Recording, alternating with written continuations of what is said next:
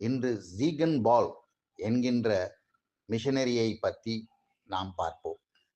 இவர் 1682ஆம் ஆண்டு ஜெர்மனி நாட்டிலே பிறந்தார். 4 பெண் குழந்தைகள், 5வது ஆண் குழந்தையாக பிறந்தார்.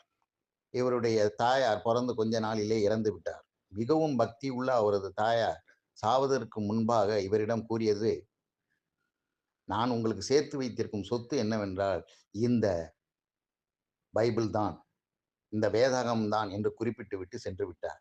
இது இவரது மனதில் ஆழ பதிந்தது. அதன் அடுத்த வருஷம் 2 ஆண்டுகளிலேயே அவர் தந்தையாரும் இறந்தார். செல்வந்தராக பிறந்த இவர் படிக்க ஆரம்பித்தார். ஆனால் பள்ளியிலே இவருக்கு உடல்நிலை குன்றியது. ஆதலால் இம்மெச்சூர் பர்சன் என்கின்ற ஒரு ரிப்போர்ட்டை ஸ்கூலில் கொடுத்தார்கள். அதன் பிறகு வேதாகம் பயில சென்றார். 1706ஆம் ஆண்டு 1705ஆம் ஆண்டு டேனிஷ் மன்னர் இவரை பாரத தேசத்திற்கு பாஸ்டராக அனுப்புவதற்கு முடிவு செய்தார். ஏனென்றால் அப்போது பாஸ்டர்ஸ் இந்தியாவிற்கு வருவதற்கு மறுத்தனர். இவரும் ஹென்ரிச் என்பவரும் வந்தார்கள். 222 நாள் பாய்மரக் கப்பலிலே, அப்பொழுது ஷிப் கிடையாது, பாய்மரக் கப்பலிலே இவர்கள் வந்தார்கள். வந்து சேர்ந்தார்கள். உடல் நலம் குன்றிய பொழுதிலும் பாரத தேசத்திற்கு உள்ளே நுழைந்த பொழுது ஈஸ்ட் இந்தியா கம்பெனி இவர்களை வரவேற்கவில்லை. இவர்களை திரும்பிச் செல்லுமாறு கூறினர். ஏனென்றால் அவர்கள் பயந்தார்கள் இவர்களது வியாபாரம் கெட்டு போய்விடும் என்று. ஆனால் சீகன் பால் கஷ்டப்பட்டு பாரத தேசத்திற்கு உள்ளே வந்தார். அவர் ஒரு 1707ஆம் ஆண்டு ஜெருசலேம் சர்ச் என்கின்ற ஒரு சர்ச்சை கட்டினார்.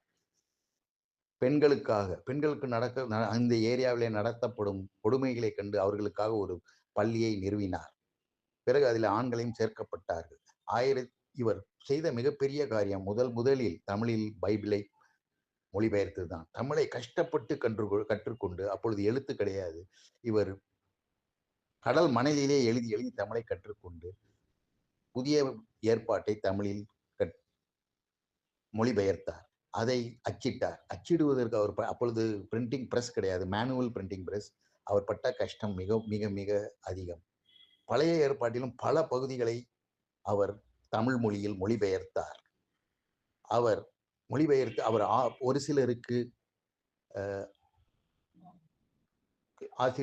ஆசீர்வாதம் கொடுத்து அவர்களை தனது பாஸ்டர்களாக நியமித்தார். அதன் பிறகு 1719ஆம் ஆண்டு அவர் இறந்தார். 37 வயதே வாழ்ந்த நமது சீகன் பால் தன்னால் எவ்வளவு சாதிக்க முடியும் என்பதை காட்டினார். சிறு வயதிலேயே இறந்த அவர் கொஞ்ச நாள் வாழ்ந்தாலும் சாதிக்க முடியும்